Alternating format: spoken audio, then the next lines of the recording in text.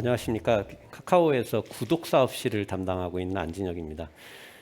제가 조금 시간을 효율적으로 운영될 수 있도록 하는데 기여를 좀 하기 위해서 빨리 진행하겠습니다. 구독 경제 또 구독 사업이 최근에 이제 한 2, 3년 정도부터 되게 또 전통적인 제조나 많은 업종에서 화두가 되는 키워드인 것 같아요. 이 모든 구독에 대해서 상황들을 좀 따라가 보면 여기 지금 제가 한 문장으로 보여준 티엔초라는 사람이 나옵니다. 전 세계에서 처음으로 구독경제라는 키워드를 만들어내고 또 이 담론들을 이끌어낸 이제 분인데요. 카카오는 작년 말부터 또 작년부터 저희가 구독이라는 키워드를 가지고 여러 서비스들을 개편을 해오고 있습니다. 얼마 전에 뉴스 개편도 있었고요.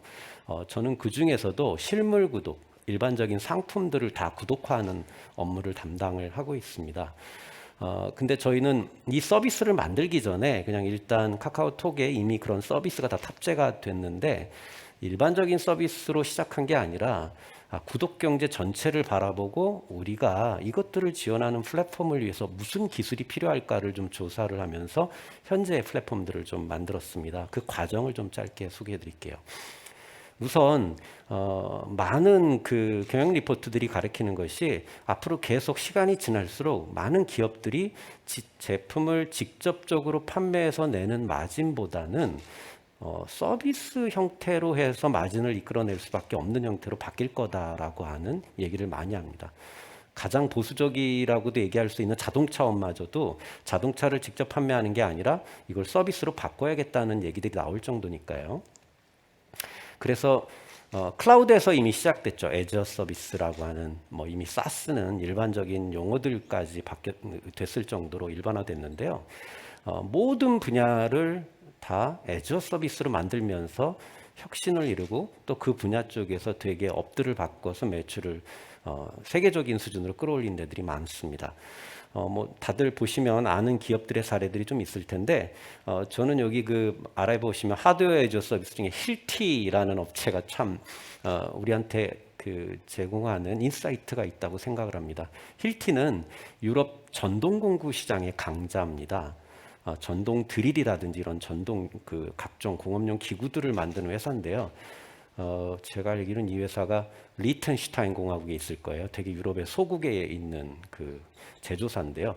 여러분 잘 알다시피 유럽에 있는 이 회사가 그리고 되게 작은 나라에 있는 이 회사가 제조 경쟁력을 얼마나 잘 가졌기에 지금도 이 되게 유럽 전동 공구 시장에서 수위를 차지할 수 있을까요? 쉽지 않겠죠. 당연히 제조 공장을 아시아로 옮겨서 단가도 싸게 만들고 생산이나 이런 효율도를 높였음에도 불구하고 힐티가 그 경쟁력들을 유지하기는 쉽지 않았을 겁니다. 근데 몇 년 전부터 애저 서비스로 이 힐티가 서비스를 되게 성공적으로 전환을 했는데요. 이미 여러분도 온라인에서 전동공구 같은 것들을 검색을 해보시면 드릴이라든지 이런 것들은 다 10만 원 이내, 또 조금 비싸면 그 언저리 위에서 구매하실 수 있는데 경쟁이 되게 치열한 시장이죠. 근데 힐티는 이 장비 자체를 이렇게 저가 쪽에서 물론 임대를 한다라고 해서 좋은 서비스 모델이 나오진 않고요. 처음에 시작했던 거는 고가용 전문 장비부터 먼저 애저 서비스를 시작을 했습니다. 여러분 공사장에서 쓰는 되게 다양한 전문 공구들이 존재할 텐데 이 인부들이 쓰는 장비 자체를 특히 프리랜서라든지 이렇게 일 고용을 하시는 분들은 그 장비들을 자기가 갖고 와서 작업을 해야 되는 경우가 많은데 되게 비싼 콘크리트를 되게 뚫는 이런 장비들 같은 경우는 1억을 넘는 되게 고가 장비라고 합니다. 그리고 거기에 쓰이는 날들이나 이런 것도 그에 비례해서 되게 비싸겠죠.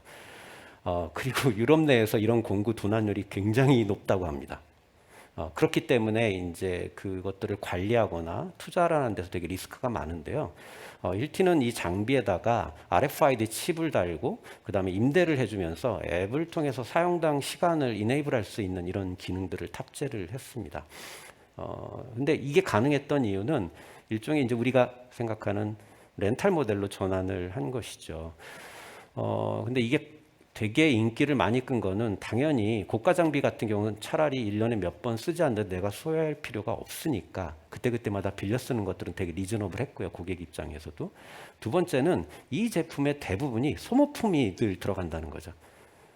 즉 드릴에 들어가는 날들이나 이런 것들은 계속 소모품으로 들어갈 텐데 그게 굉장히 비싸니까 그런 것도 문제가 되고, 또 제품 자체가 공사장이나 이런 데서 많이 쓰이게 되면 당연히 고장이라든지 유지보수 문제도 계속 AS가 발생할 수밖에 없으니까 그 제품을 제조한 회사만큼 원가율을 잘 유지를 하고 유지보수 같은 것들을 잘할 수 있는 것들은 생각해 보면 없겠죠. 바로 그렇게 회사들을 전환함으로써 굉장히 성공적으로 그 전동공구 시장에서 애저 서비스를 이룩한 회사 중에 하나입니다. 이렇게 이제 무슨 뭐 전자 드릴이나 이런 것들 말고 지금 이 구독 경제라는 키워드가 우리나라에서 여러 매체들이나 기업들의 관심이 된 이유는 현재 한국 사회 그리고 전 세계 모든 나라에서 벌어지는 문제인데, 우리가 현재 쓰고 있는 많은 가전이라든지 일반 제품, 서비스 자체가 예전 한 20, 30년 전에 만들어진 어떤 스탠다드 모델을 기준으로 해서 만들어진 것들이 되게 많다는 것이죠. 대표적으로 우리가 쓰는 아파트라든지 또는 냉장고, 세탁기 같은 경우도 되게 4인 가족 기준으로 해서 만들어진 시나리오, 그리고 또 우리 그 생활환경이나 이런 것도 보면 한 몇십 년 전에 우리나라에 나타났던 마트를 기반으로 해서 카트 몰고 다니면서 이렇게 장을 보던 시대들을 기준으로 해서 만들어진 것들이 되게 많습니다. 근데 여러분 잘 느끼시겠지만 이게 지속 가능하다고 생각하는 분은 아무도 없으실 거예요. 저는 가끔 이렇게 퇴근해가지고 이렇게 뭐 식사하다가 가끔 들면 한 8시나 7시 반 정도쯤부터 연속극들이 되게 많이 나오지 않습니까? 이렇게 뭐 여러 가지 일일 드라마. 그 중에 제일 되게 이상하다 또는 참 신기하다라고 생각하는 게 이렇게 가족들이 다 같이 모여서 한 6명 식사하는 과정들이 나오잖아요. 저는 그렇게 생각합니다. TV에 나오는 건 신기하기 때문이다. 그런 일은 이제 존재하지도 않고 그런 시나리오가 대부분의 가정에서는 볼 수가 없기 때문에 TV에 나오는 시대라고 생각을 합니다. 우리가 이게 왜 신기하다라고 생각을 하냐면 가구가 지금 다 쪼개지고 있다는 거죠. 여러분 다들 알다시피 우리나라 인구 구조가 계속 출산율이 줄면서 인구가 감소할 거라고 하는 거는 누구나 모든 통계가 다 같이 가리키고 있습니다. 그래서 출산율을 높여야 된다는 정책에 대한 검토가 되게 많은데요. 이거는 정부가 어떻게든 여러 가지 이제 정책적으로 끌어가야 되는 문제이긴 하지만 기업들의 입장에서는 이 수치 이외에 꼭 봐야 될 게 인구는 줄지만 가구는 늘어난다는 것들을 잘 볼 필요가 있다고 생각을 해요. 왜냐하면 여기에서 보면 2030년, 40년이 넘어가면 우리나라가 가구가 계속 쪼개져서 지금보다도 훨씬 많은 가구를 갖게 됩니다. 왜 그러냐면 고령화층도 50대 이상도 굉장히 많이 늘어나고요. 즉 10대나 이런 또 뭐 영유아계층이 출산율은 줄어서 적지만 우리나라의 평균 수명 자체가 90대를 육박하게 되면서 50대 이상의 가구들이 엄청나게 많이 늘어나는 것들이 가구의 분화 같은 것들을 되게 이끌고 있다는 것이죠. 그렇다라고 하면 앞으로 20, 30년 동안 이렇게 많은 가구들이 늘어난다라고 하면 지금 제조업체들이 만들고 있는 여러 가지 제품의 구조들이라든지 서비스의 구조가 많이 바뀌어야 되고요. 그리고 이것들을 도대체 어떤 방식으로 바꿔가야 될까라고 생각했을 땐 결국 지금의 판매 모델보다는 구독형 서비스 모델 같은 것들을 점점 이제 좀 많이 지켜봐야 될 거라는 생각이 듭니다. 즉 앞으로 한 20년 정도 지나면 뭐 손자나 뭐 손녀가 와서 할아버지나 할머니의 어깨를 주물러 주는 것들은 기대할 수 없는 세상이 될 거고 다들 안마 의자에 앉아서 그 기능들을 쓰고자 하는 세대가 분명히 올 거라는 생각이 듭니다. 그래서 실제로 보면 미국 내에서도 좀 재미난 지수가 하나 있습니다. SEI라는 건데요. 이게 클라우드 사업이든 또는 애저 서비스, 디지털, 온라인, 오프라인 모든 업종을 통틀어서 고객의 판매 모델을 일반적인 판매 모델이 아니라 구독형으로 바꾼 회사들에 대한 S&P 지수를 따로 분리를 해서 인덱스를 만들어서 늘 매년 내는 통계들이 있어요. 즉, 이 지수만을 가지고서 매년 지켜보면 자신의 사업 모델 자체를 일반적인 세일즈 모델이 아니라 구독형으로 전환한 업체들의 주가 상승률이 상대적으로 높다는 거죠. 그럼 왜 그럴까? 예를 들어 어떤 영업사원이 한 30만 원 또는 100만 원의 일반적인 제품을 어떻게 어떻게든 노력을 해서 세일도 하고 또 잘 어필을 해서 한 고객한테 판매를 하는 것, 이것도 되게 큰 노력을 동반하지만 매달 3만 원씩 받으면서 3년을 받는 것, 굉장히 어려울 수 있거든요. 그만큼의 서비스의 품질이 높아야 된다는 거죠. 그렇기 때문에 만약에 어떤 회사의 비즈니스 모델이 그렇게 매월 받을 수 있는 모델로 유지할 수 있다면 그 회사는 되게 미래 가치가 높고 그다음에 생존에서의 지속 가능성도 훨씬 높을 거다라고 하는 가설들을 좀 보여주는 겁니다. 특히 제가 얼마 전에 이 통계를 다시 한번 SE를 봤더니 코로나19 이후에 더 올라갔어요. 왜냐하면 이들 대부분이 디지털 전환을 잘하는 업체들이기 때문입니다. 그래서 저는 이 구독 사업을 바라볼 때 우리가 이렇게 되게 좋은 인사이트 그리고 영감을 줄 수 있는 키워드라 생각을 해서 저는 이 공유 경제를 넘어서 새로운 대안으로 구독 경제를 바라볼 필요가 있다고 생각을 합니다. 그렇다면 이 구독에 맞게 이제 비즈니스 모델이나 이런 것들을 좀 기존의 전통적인 사업 모델과 이 구독을 위한 사업 모델은 어떤 차이가 있을까를 보면 크게 그냥 단언적으로 말씀드리면 전통적인 비즈니스 모델은 그냥 상품 중심입니다.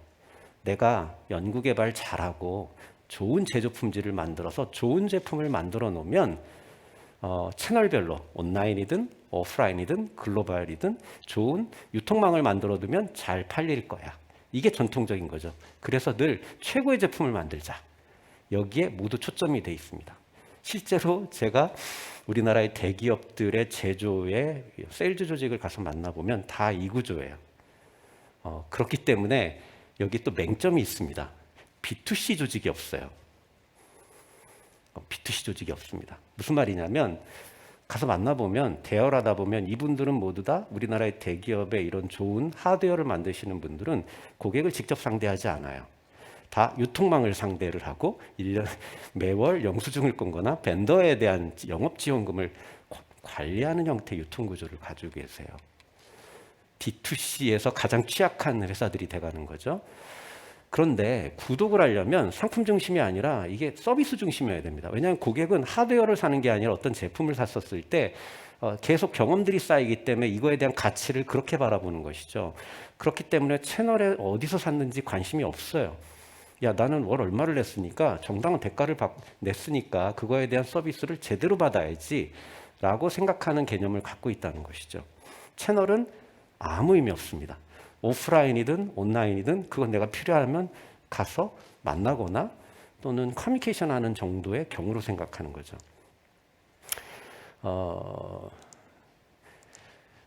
실제로 이 구독 경제에서 좀 인사이트를 가장 많이 주는 게 우리나라의 렌탈 비즈니스입니다. 여러분, 렌터카를 제외하고 일반적인 소비자 가전에서 가장 큰 시장 그리고 전 세계 넘버 1, 2, 3를 갖고 있는 나라가 한국입니다. 이게 좀 독특한 건데요. 왜냐하면 해외에 이런 시장이 형성되어 있지가 않아요. 특히 우리나라 정수기로 대표되는 정수기, 청정기, 비데 같은 이런 식의 렌탈 시장은 약 현재 10조 정도를 갖고 있는데 글로벌에서는 잘 이해하지 못하는 시장들이에요. 이게 왜 그러냐면 전 세계에서는 이런 시장이 없을 수밖에 없습니다. 왜냐하면 특히 일반적인 소비자 가전이 렌탈이나 이런 구독형으로 바뀔 때는 사실은 그 나라에 직접적인 서비스 모델이 돌아가기 위해서 세 가지가 살아 있어야 됩니다. 하나는 제조가 살아 있어야 되고요. 두 번째는 서비스 인력들이 꽤 퀄리티가 좋아야 됩니다. 세 번째는 이걸 받쳐줄 수 있는 금융 플랫폼들이 어느 정도 선진적인 규모를 갖고 있어야 됩니다. 이 삼박자가 사실은 다 살아있는 나라가 드물거든요. 그래서 우리나라가 이쪽 분야 쪽에서 굉장히 좋은 성과를 내고 있는 것 같습니다. 실제로 제조회사들이 전통적인 판매 모델 대비해서 구독으로 바뀌게 되면 여러 가지 면을 사실 좀 많이 좀 고민을 좀 해야 됩니다. 아까 제가 우리나라의 전통적인 제조의 넘버 1, 2, 3 하는 진짜 되게 큰 회사들과 이런 대화들을 나누다 보면 제가 이렇게 대화를 하면서 딱 깨달은 게 예를 들어 이분들이 고객 데이터가 없구나. 없어요. 무슨 말이냐면 냉장고를 하나 팔았을 거 아닙니까? 예를 들어 우리 세계에서 제일 좋은 프리미엄 오브덴 팔았어요. 이 고객은 우리나라 냉장고가 또 워낙 수명도 좋고 워낙 또 부품도 무상에 AS도 많이 해주기 때문에 대부분 10년 이상 쓰세요. 이 고객이 10년 뒤에 오시는 거예요. 냉장고를 다시 사기 위해서 적어도. 즉 그러다 보니까 고객 데이터가 저한테 없는 거죠. AS 데이터는 있을지언정 되게 심각한 문제인 거죠. 내가 정말 고객에 대해서 아는 게 없네? FGI라든지 뭐 이런 것들 통해서 소집하는 이런 게 아니라 나의 제품을 정말 쓰는. 그래서 이걸 위해서 IoT를 되게 많이 투자를 하는데 아직은 좀 뭔가 이 시너지가 잘 나타나기가 어려운 것 같아요. 근데 구독 모델 같은 경우는 예를 들어 여러분 집에서 쓰는 어떤 우리나라에 되게 많은 정수기 렌탈 회사가 있으니까 이분들은 2달이나 한 3개월이나 4개월 또는 1개월마다 계속 방문하시거든요. 그러다 보니까 제품 자체에 대한 고객 데이터가 굉장히 빠르게 갱신됩니다. 그리고 우리나라 정수기의 퀄리티가 전 세계 거의 넘버원이거든요. 왜 그러냐면 러닝 체인지가 워낙 잘 돌아가요. 즉 갔는데 신제품이 있는데 문제 생기면 계속 그 데이터들이 현장에서 계속 연구소나 이런 쪽으로 올라온다는 거죠. 그거 보고 부품의 내구성이라든지 이런 문제 같은 것들을 계속 업데이트를 하면서 러닝 체인지를 합니다. 이런 방식이 되었기 때문에 원래 정수기 모델이라든지 그 다음에 청정기 모델, 비대 모델은 다 한국에서 개발된 게 아니에요. 발명된 게 아닌 다 해외 제품이었고 여러분 안마의자만 하더라도 다 일본산들이 우리나라에서 10년 전에 들어와 뭐 20년 전부터 시작돼서 되게 일반화됐지만 이런 러닝 체인지가 가능한 고객 데이터의 힘을 가지고 이제 메이드 인 코리아가 거의 지금은 다 일반화되고 있다는 것이죠. 즉 구독 모델 같은 경우는 제조 입장에서도 잘 생각을 해보면 고객 데이터들에 대한 갱신이라든지 제품 데이터들을 굉장히 빠르고 유연하게 관리할 수 있다는 장점들이 존재합니다. 근데 쉽지가 않습니다. 왜냐하면 특히 그 제조사들 입장에서는 전통적인 판매 모델 중에 판매 모델을 되게 바꾸기도 어렵고 이커머스로 전환하는데도 채널 카니발이 벌어질 정도로 힘들어 하시죠. 그런 상황에서 구독 모델로 전환한다는 건 되게 어려움이 많아요. 프로세스도 되게 다르고 또 여기에 투자해야 되는 플랫폼도 생각보다 많습니다. 그래서 실제로 보면 많은 회사들이 구독을 위해서 여러 가지 플랫폼 투자라든지 또 새로운 것들을 좀 많이 검토를 하셨는데 되게 어려워하시는 데도 많으세요. 그리고 이제 잘못 들어가셨다가 회계적인 좀 것들을 놓친 게 많아가지고 이 분식회계 혐의를 받는다거나 상장사들 같은 경우 곤혹을 치른 경우도 많이 있습니다. 실제로 저희가 생각했을 때 이제 오늘 저희 주제와 좀 관련되어 있는 좀 제일 핵심 장표라고 생각을 하는데 저는 그 미래 유망한 여러 가지 비즈니스 중에 되게 다양한 데이터 기술들 그리고 또 AI 툴, 메타버스 같은 것도 존재하지만 우리나라에서의 여러 가지 또 한 축에서 봐야 될 건 우리나라 제조 경쟁력이나 산업 경쟁력 자체가 새로운 형태로 점프업하기 위해서 굉장히 필요한 기술 중에 하나가 구독 플랫폼 같은 것들을 준비하는 거라 생각을 합니다. 여러분 저는 이제 예전에 CIO 경험이 있기 때문에 SAP 같은 전 세계 정말 탑 레벨의 ERP를 보면 이 SAP는 독일의 제조업의 성장과 함께 성장한 ERP업이었고 그리고 나중에 이게 회계 금융 쪽으로 넘어가서 전 세계를 지금 장악한 굉장히 큰 소프트웨어 플랫폼이 됐죠. 오라클은 미국의 유통의 성장과 함께 성장한 ERP였거든요. 결국은 어떤 특정 국가에서 갖고 있는 산업의 성장들을 잘 받쳐주는 디지털 플랫폼들이 결국 전 세계적으로 나가는데 되게 컸고 그의 과실을 따먹은 되게 IT 회사들이 존재했다고 생각을 합니다. 저는 이게 또 새로운 기회라고 보는 게 우리나라가 제조 경쟁력들이 아직 꽤 유효하고 그 다음에 인구 구조의 변화라든지 그리고 또 디지털 플랫폼에 대한 여러 가지 관리 능력과 개발 능력이 있는 상황에서 이것들을 잘 관리할 수 있는 구독 플랫폼에 대한 투자들과 도입 부분은 새로운 또 도전이 되고 또 되게 좋은 기회라고 생각을 해요. 구독 비즈니스들을 제조업이라든지 다양한 업이 받아들이기 위해서는 몇 가지 기존의 IT 플랫폼과 같은 데이터 개념들과 고객 관리 개념들이 새로 필요해요. 고객을 CS의 대상이나 AS 대상으로 바라보는 게 아니고 고객이 핵심 자산이라고 생각할 수 있는 새로운 데이터의 설계들이 필요합니다. 이거를 자꾸 뭐 빅데이터라든지 DW 도입해 갖고 뭘 보고 분석하면 되는 거 아니야? 그게 아니고 구독에서의 고객 데이터는 철저하게 내 제품과 나와의 계약 관계를 의미해요. 그래서 이 계약 관계에 따라서 제품과 각종 서비스, 금융 부분들이 모두 다 따라다니게 되는 새로운 개념들입니다. 사실 저희는 이런 몇 가지의 구조들을 보고 구독 플랫폼들을 저희가 좀 만들었고, 지금 저희는 이런 것들을 이제 제조업들이라든지 여러 업들이 같이 쓰실 수 있도록 할 수 있는 이제 일종의 ERP를 하나 설계를 좀 했습니다. 이 ERP를 업무용 플랫폼으로 제공을 하고 프론트 단에 저희가 카카오톡에 보면 이제 저희 서비스가 몇 개 돌아가는데 거기에 올라가 있는 여러 제조 기업들이 이것들을 활용하실 수 있도록 해놨고, 실제로 이런 플랫폼들은 저희 말고도 되게 여러 경쟁 플랫폼들이 많이 또 설계를 해나가고 계세요. 이런 것들을 활용하게 되면 기존 제조사들은 렌탈 같은 플랫폼들을 되게 손쉽게 돌릴 수도 있고, 지금 저희 보면 샐러드 정기 배송이나 이런 것들도 또 많이 돌아가고 있고요. 그다음 디지털 멤버십 같은 거, 요즘에는 저희가 학원 같은 이런 쪽도 다 구독의 관계로 다시 풀어내고 있습니다. 그리고 여기에 금융 기법들도 많이 활용을 하세요. 예를 들어 우리나라의 이제 금융들이 여신들을 좀 많이 일으키기 위해서 고객이 약정한 금액들을 가지고 여신을 많이 주세요. 그래서 제조기업들이 자기 자본뿐만 아니라 서비스의 가치들을 가지고 이제 여러 가지 서비스를 할 수 있도록 하는 이런 기능들을 많이 제공을 좀 합니다.